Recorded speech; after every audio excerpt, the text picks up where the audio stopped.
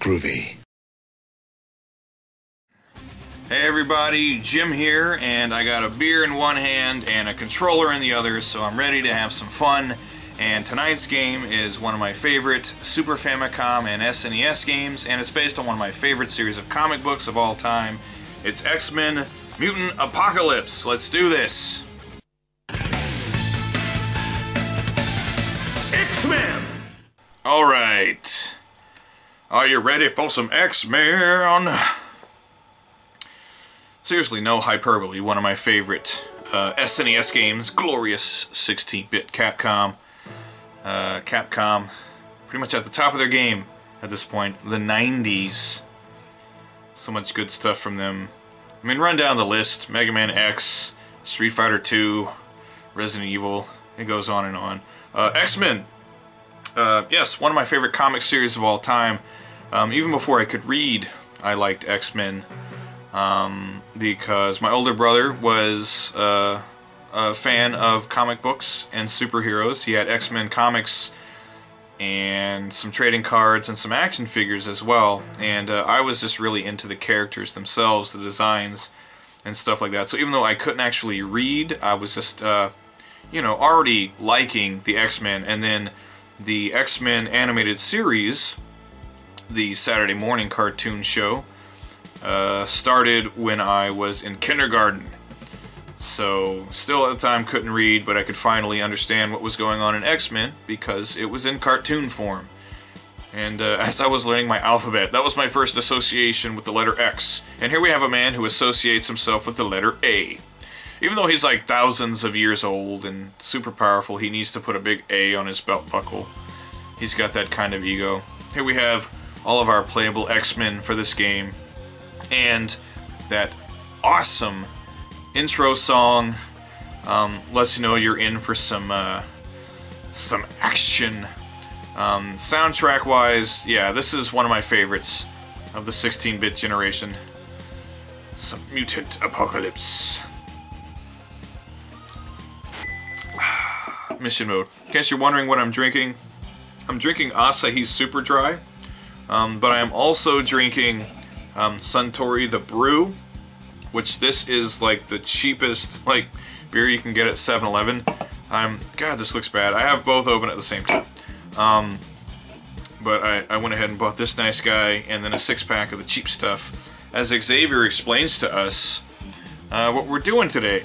Anyone not familiar with the plot of this game, essentially the X-Men go to the island of Genosha where they imprison and enslave mutants.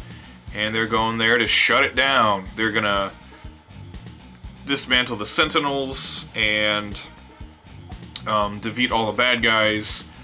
And apparently Apocalypse is running Genosha in this game. I don't recall if that was the actually what happened in the comics. But that's what's going on here. I think Apocalypse just wants to rule the entire planet with mutants by his side and like crush humanity. He actually accomplishes that feat in the Age of Apocalypse comics, which are a good read. I recommend them. Yeah, Xavier running down everybody's mission. We got our 5 X-Men and a really kick-ass character select song. And first up is Wolverine. Which, you gotta feel bad for any anonymous henchman that has to go up against Wolverine. It's like, you know, Michael Caine in Goldmember, you know? You know how many anonymous henchmen I've killed? You haven't even got a name tag. You've got no chance. As they just line up one by one to be cut down by adamantium claws. I will say I am going to try to make this a no-death run.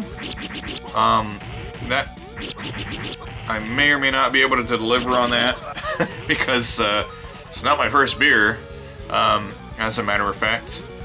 It's a little late at night, and I've been getting extra comfortable because I'm on an extended break from school right now, and the beer has indeed been flowing.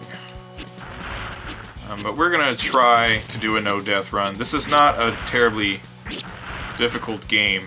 I do like how each of these intro stages gets you accustomed to the abilities of each character, like climbing the walls with Wolverine. It gets you accustomed to doing that, because in later levels, those individual abilities come in handy. And that's how you take a robot apart with adamantium claws. But they're like, you know, the Apocalypse stage, for example. There are a couple of different routes you can take, and so being well acquainted with each character's powers is really nifty for that, for taking the quickest route through that stage. And boom, 1-up for Wolverine. And now we go and fight the quadriplegic Sentinel, which is not the most imposing figure.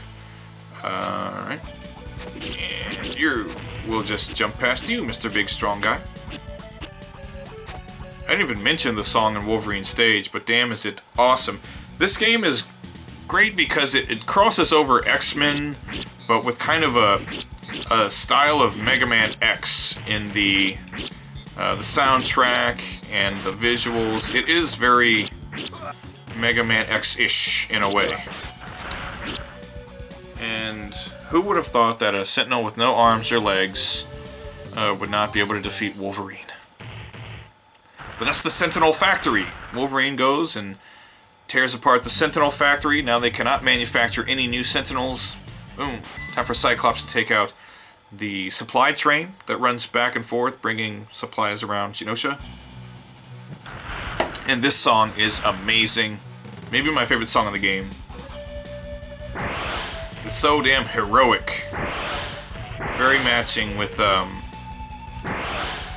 Cyclops' intense, heroic personality. Although Cyclops, I gotta say, is probably, well, him and the X-Men in general, the most tolerant and patient of all superheroes. Because their story mirrors the, the civil rights struggle. And if I had eye lasers and some asshole called me a mutie, I'd kill him with my eye lasers, I think. I would shoot a hole in his chest. What the fuck did you say to me? Boom. Scott Summers doesn't do that. Scott Summers is a nice guy. Always a bit of confusion as to the nature of his powers as well, because I had always been under the impression that his powers were like solar powered. That his body absorbed solar energy which came out of his eyes, and the reason he couldn't control it is because of a head injury he sustained when he was a kid. But then I read somewhere else, I think it might have actually been on the Marvel website, that the energy that comes out of his eyes is actually from an alternate dimension of energy or something, and that like his eyes are like a window to that dimension, and that the energy that comes out is like heatless. That's such a convoluted explanation. Why not just say his body absorbs solar energy, which is then pushed out through his eyes? Because that makes more sense than his eyes are a window to an alternate dimension.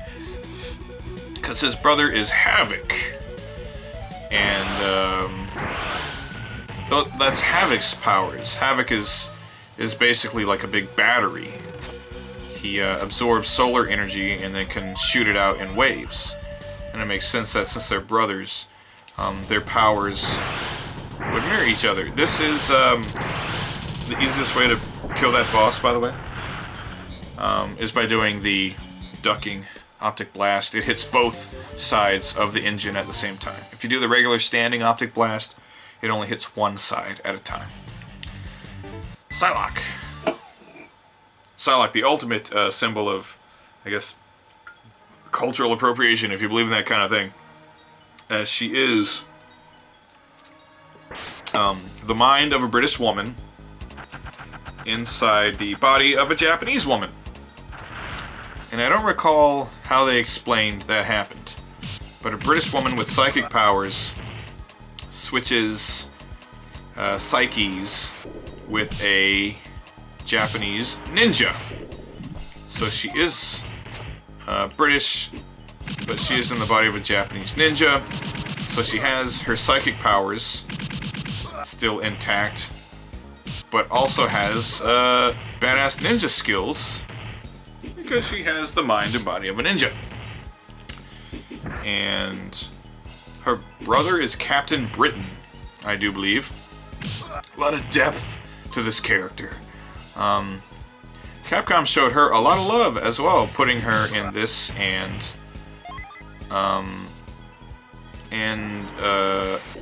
Children of the Atom, and I believe she's also in, yes, she's also in Marvel Superheroes. So Capcom obviously liked Psylocke. I don't blame her. She's a pretty cool character. Ugh, I'm getting a beating right now. Like I said, I want to give you a no-death run, but I've had a little of the old drinky. Plus, there are certain areas in this game, like I said, not a very difficult game, but there are certain spots where you can either fall in a hole or just get touched by a bit of lava and you're dead. So, not making any guarantees, but I'm gonna go for it. I'll say that now it doesn't seem like such a difficult game, but when I was a kid, some of the later levels in the game definitely seemed pretty damn tough, because we didn't really like have any knowledge of like the patterns you were supposed to be looking out for, because we would always just rent this game and try to, you know, beat it in a day or two. And I don't think my brother ever did, because they could never figure out Magneto. They could get to Magneto, but they could never figure him out. And looking back, it's a lot easier than we ever thought it was. That Magneto fight is almost kind of a psych out, because there are some platforms that you're thinking to yourself, obviously I need to jump on these platforms if I'm gonna do any damage to Magneto, but no. Platforms are bad in the Magneto fight. Alright, let's see how cheap we can be with this Sentinel. Because essentially when you're doing your psychic knife, you're invincible. So... and then he likes to move away like that. Because he's a jerk.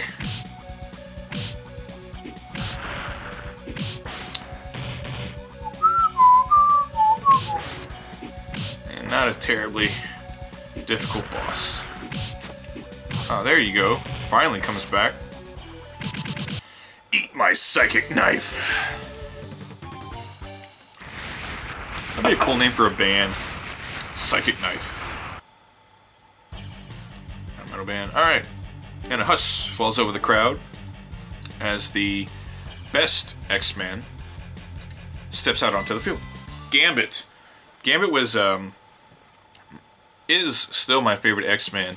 As a kid, myself growing up in southern Louisiana, being of French Cajun descent, I thought Gambit was super cool. Because most Cajun characters on TV were really silly stereotypes, and here comes Gambit. He's a thief, he's suave, he's really, you know, great with the chicks, and he's a badass. He can throw exploding playing cards, exploding anything really. Oh, are we doing this? Jerks. Anything he touches can be a weapon, so that's cool. There's actually one point in a comic book where he is restrained and he charges up a piece of gum in his mouth and spits it into his captor's face, and it explodes in his face, and that's pretty cool. But Gambit's powers are actually pretty diverse. Since he can control kinetic energy, he can actually control the kinetic energy in his own body, which gives him superhuman agility. And also, going along with his thief persona, his mind has sort of like a shielding against detection by psychics. So he can't like fight off psychic invasion, but they can't detect him coming, which is pretty cool. That would be pretty useful. Again, as a thief, that would be a very useful thing if you ever had to steal anything from a psychic person. Or if you had to wallop them on the head with your bow staff. But yes, Gambit, the Cajun character of all time. Obviously, like all comic book characters are a stereotype to a certain extent, but Gambit wasn't like full-on stereotype. I appreciated the fact that he never said "I guarantee" like Leatherhead, which, if you don't know, "I guarantee" was the catchphrase of a TV chef on PBS, and I believe he either was on right before or right after Bob Ross, but his name was Justin Wilson, and his gimmick was that he was a Cajun chef, and he would show you how to make all of these, you know, really great Cajun foods, and other things as well, but mainly that was his forte. And he spoke with a very exaggerated Cajun accent, and his catchphrase was "I guarantee." And so that was Leatherhead's catchphrase as well. And while Gambit said a whole bunch of stuff in French for no apparent reason, he never said "I guarantee." So respect, Marvel. At least I think he never said "I guarantee." If he did, shame on you, Marvel. That's not nice. Nobody in the history of ever, except for Justin Wilson, has ever said that. I just got uppercutted by a big strong guy. He actually kind of looks like Strong Guy from X Factor. The X Factor! X Factor is kind of cool. They have some interesting characters in there, including Havoc, Multiple Man Polaris, who is essentially a weaker version of Magneto, Strong Guy, Wolfsbane, some other people popping in and out. Gambit's boss, another one that's very easy. All you have to do is throw upward cards at these things. Sometimes they don't even fire. Sometimes there's literally no offense from these things at all. So, not a terribly difficult boss. Again, none of these really are. These 5 bosses for their individual stages. And there you go. Mission complete for Gambit. Mr. Remy LeBeau. Or Monsieur Remy LeBeau, I guess I should say. We're gonna finish things off with Beast, who Beast is very fun to play as because he's also exceptionally, or he can be exceptionally cheap. You can just bounce on the heads of all your enemies, which is fun. And his stage has a really groovy tune, too. Nice bass line. Nice little melody. Very nice. And Beast himself, he even has like a nice stride, a strut. One of these. And we go down to a sewer. Or whatever it is. Looks like a sewer. And this is the fun part, because you can just stay up here and bounce on people's heads. And it's fun. And there's nothing they can do about it. Unless they do a jump kick. Dick! How dare you? I'm gonna hop on your friends' heads for revenge.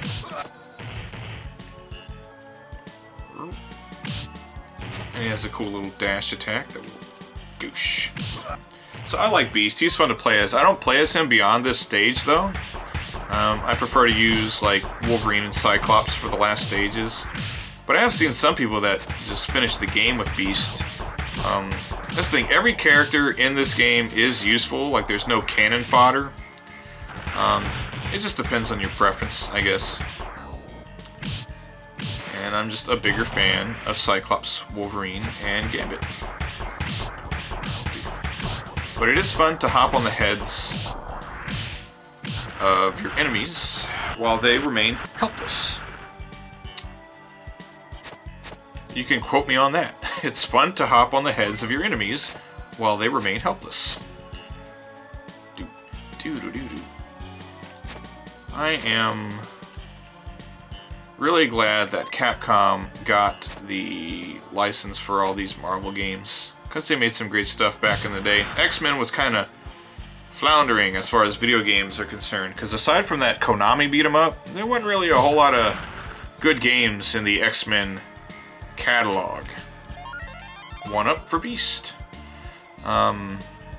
Because those LJN games were lame. On the NES, and then also... Actually, did the X-Men Spider-Man game end up on NES?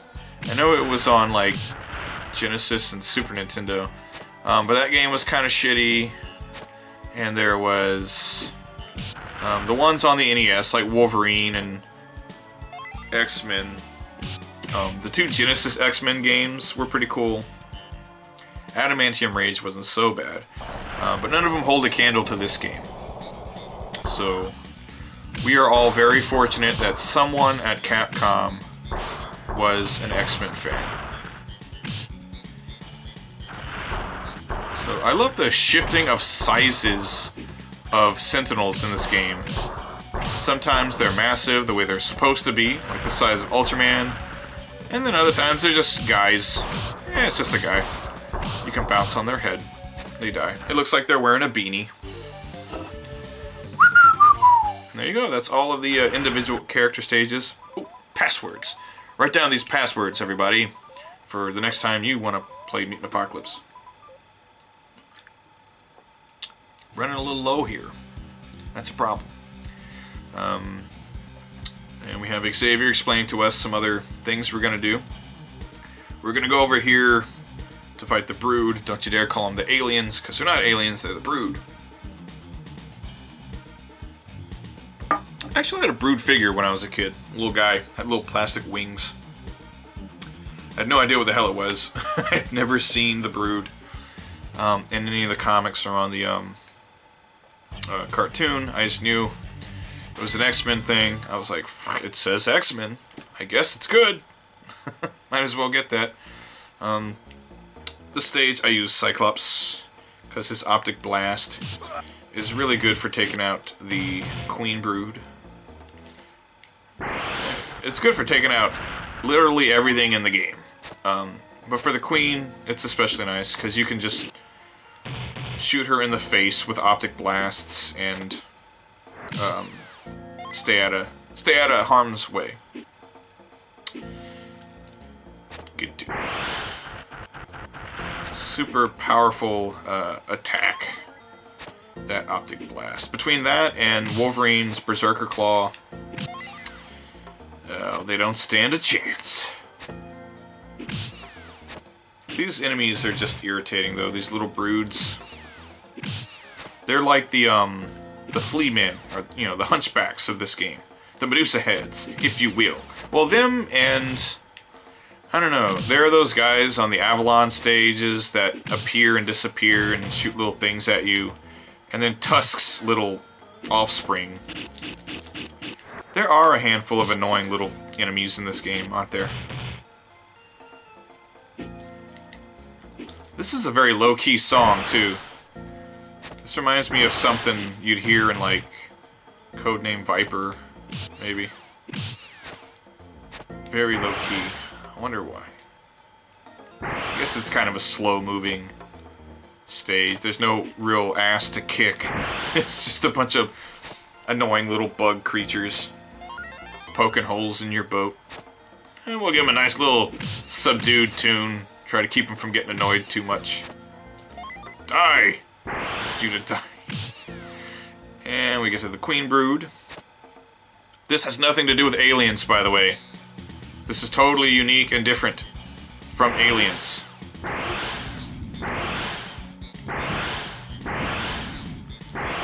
There you go. You can just blast her in the face. And that's it. Queen Brood. Not so tough. You ain't so tough, lady. That's why I had a second one. That's why I had a standby beer. And we might have to go to third string before this video is finished. We shall see. And now it's time to fight Tusk. Tusk, obviously, I guess lives in the molten metal area, whatever, the lava place. I don't know what the hell this is. Go and go kill Tusk.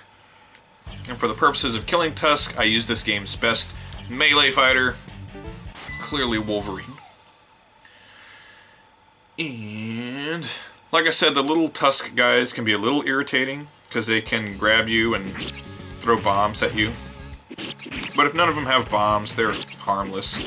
They can hold you in place though while Tusk pounds your ass though, so they're dangerous in that regard. But as long as you don't let them grab hold of you, they're fine. Tusk is an oddball character though. A giant, super strong guy with little versions of himself coming out of his back. I just let him uppercut me in the face. Keep on getting him that short Yukin.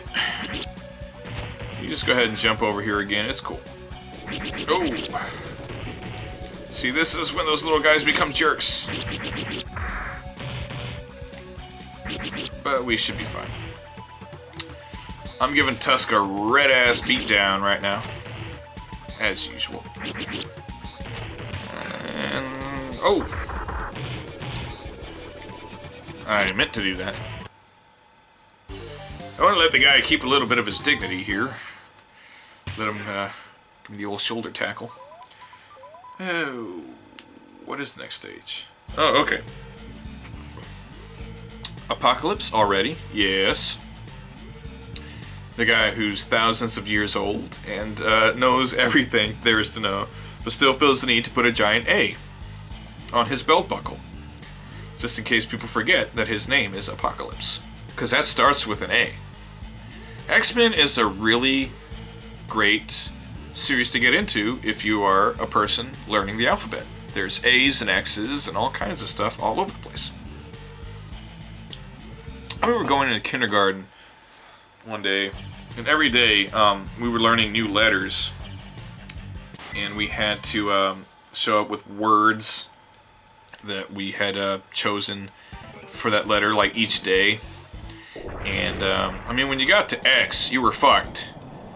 You got X-ray and xylophone. That's it. That's all you got. So I said, fuck this. Because like I said, X-Men had started airing the first season when I was in kindergarten. So I showed up to school and I was like, X-Men. She was like, well, that doesn't really start with an X. That's just the letter X. I was like, it's the letter X, lady. You know, there's not a whole lot of options here. There you go. Cyclops, very useful for that segment. Just, nothing stands up against his optic blast. I might die here, though, against Apocalypse, because when I'm not paying attention real good, because Apocalypse has that crappy drill attack, which always irritates me. I like that they took this super powerful character and basically gave him 3 attacks. He shoots a fireball, his arm turns into a drill, and he grows spikes. So essentially, he's a more imposing figure, I guess, than the sub-boss in Mario Brothers 3. But they've got something in common. Okay, he might kill me. He might kill me here. Just because that... because he's kind of a prick. If he wants to drill you, he will drill you. So, I don't know, I just... oh yeah. See, that's his spike move.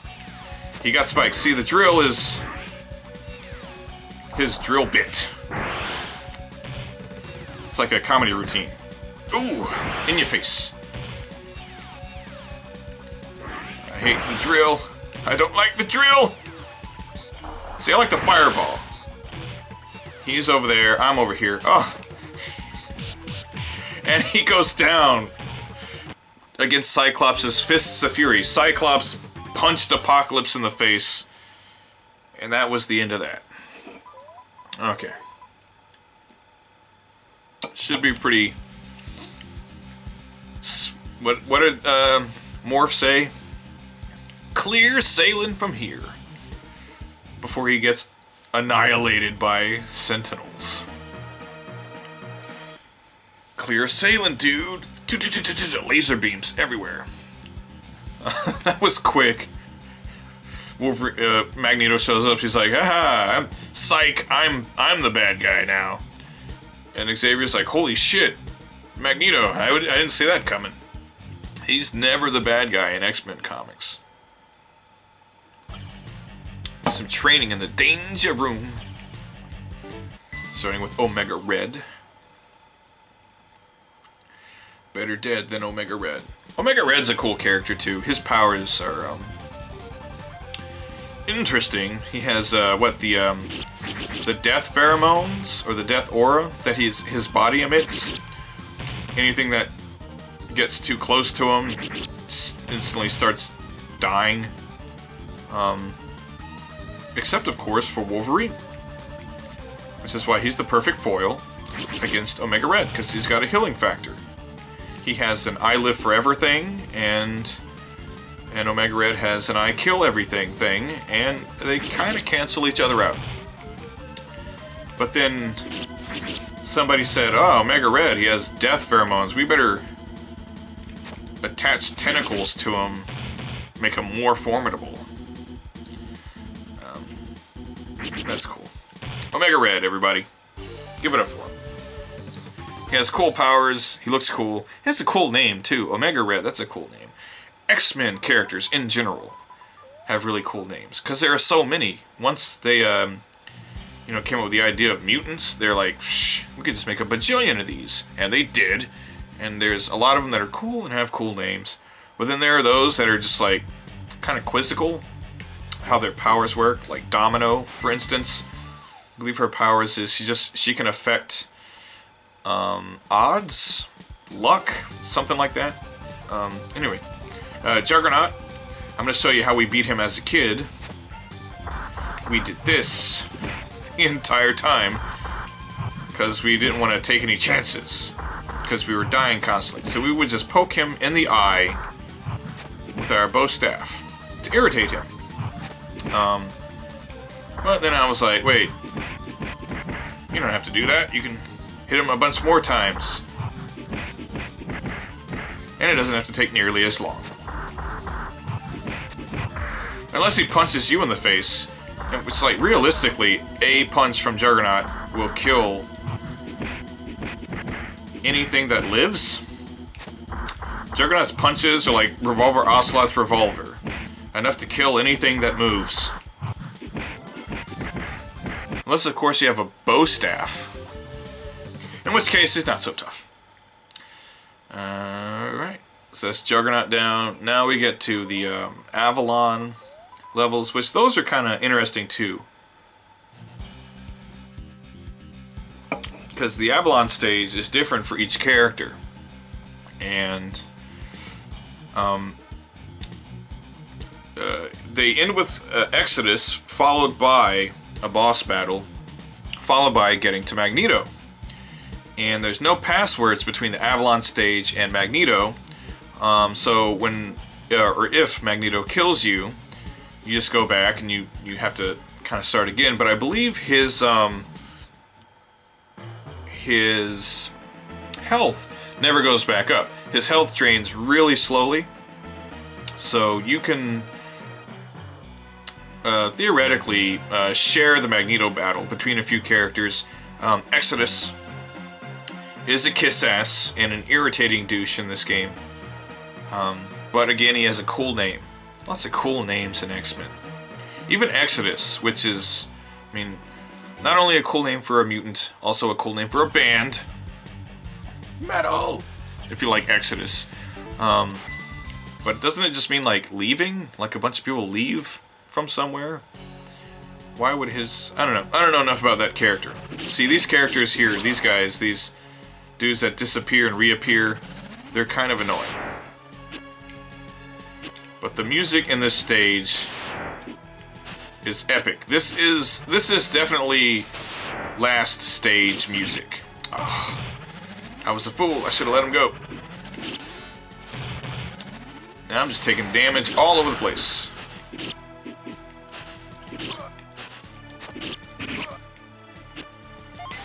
Okay. Let's go tear Exodus a new asshole. Yeah, Exodus, not a character I know a lot about. I wonder if he doesn't have connections to Apocalypse. Or am I just thinking of Mr. Sinister? Which is another great name, is it not? Mr. Sinister. That is... Sinister. I like Sinister. He has a really cool cape. It's all shredded looking. Kind of like that Cody Rhodes cape he was wearing. Well, Cody Rhodes had a Mr. Sinister cape for no apparent reason. And since we're full health, I don't actually need to get that health power up over here. Just go straight to the boss. This boss, not terribly difficult either, unless you get a little overzealous and start trying to do Berserker Claws, as I sometimes like to do. Because it is possible to do a Berserker Claw and then land on the platform below you. Give it a shot. Ah! But when it doesn't work, you land on the electrified floor. And that's really how this thing can kill you, is if you go for Berserker Claws when you shouldn't. Or when you just jump into the electrified floor like that. Alright. But as long as you keep a fairly safe distance, you should be okay. Which is not what I'm doing. This is a great way to ruin your supposed no-death run. Alright, I think we got him. Let's finish the job with a Berserker Claw. And now we get to the Magneto fight. And strap yourselves in, because it's going to be riveting.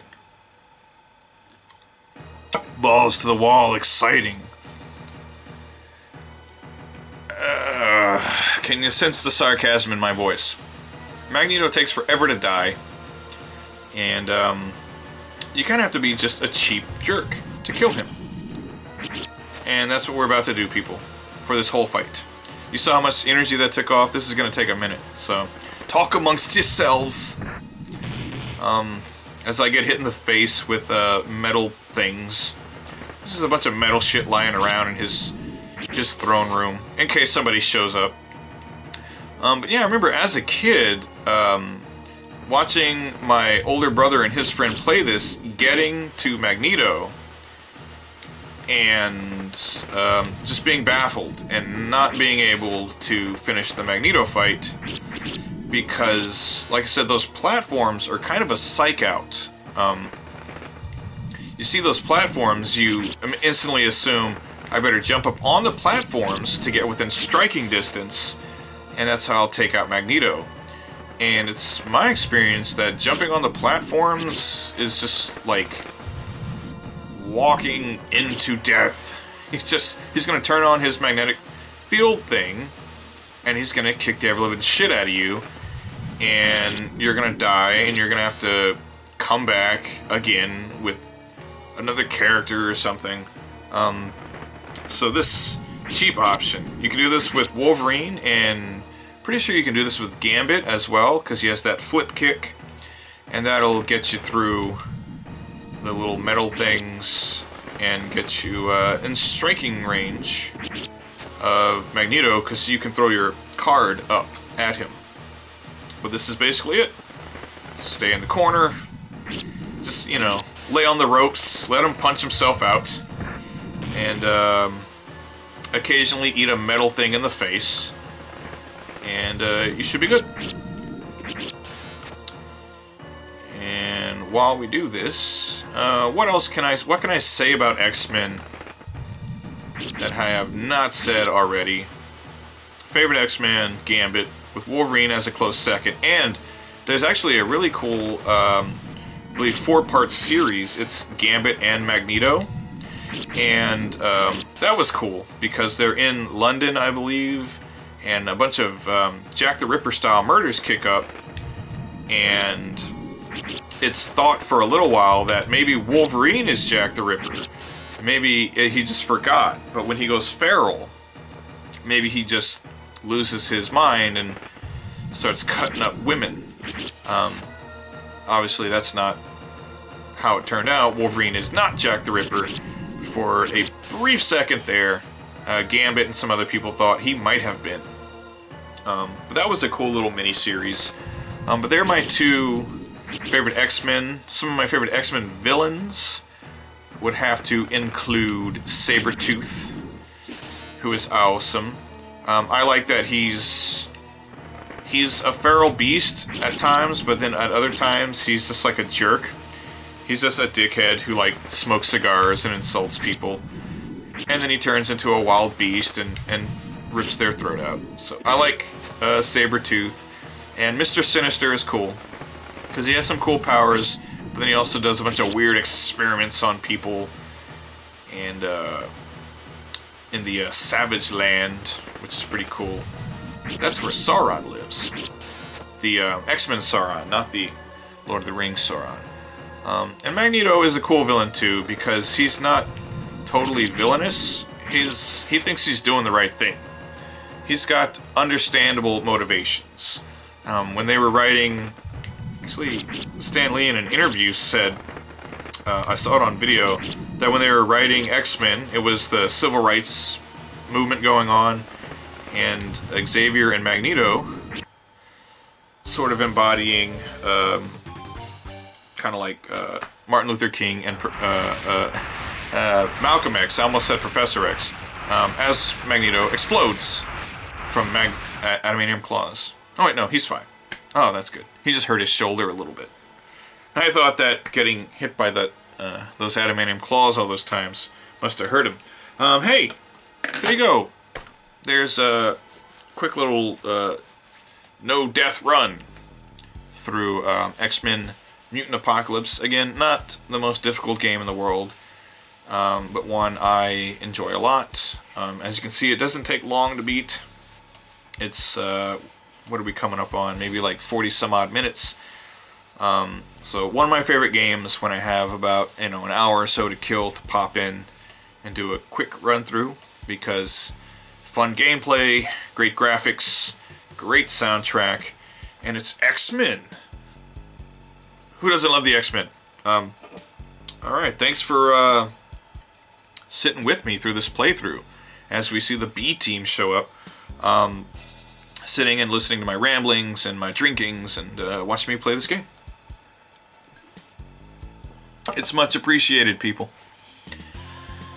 Oh, as we sign off with that epic, awesome X-Men intro/outro song, as Scott reunites with Jean, Beast with Jubilee, even though Jubilee is kind of like Wolverine's sidekick character, but that's okay.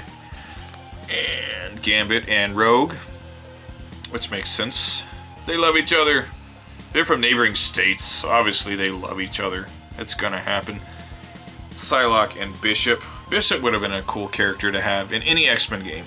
Never got a playable Bishop in any of the Capcom Marvel games. Of course, Wolverine is alone, an island amongst themselves. Wolverine, the Charlie Brown of the X-Men. Anyway, yeah, that's it. As the X-Men return to Earth, safe and sound. Thank you for playing, and thank you for watching. Don't really do Let's Plays, but I want to now, since I've figured out you can combine Let's Plays with less drinks. Hey, the end. Thanks for watching, everybody. Take care. I'll see you next time. Goodbye.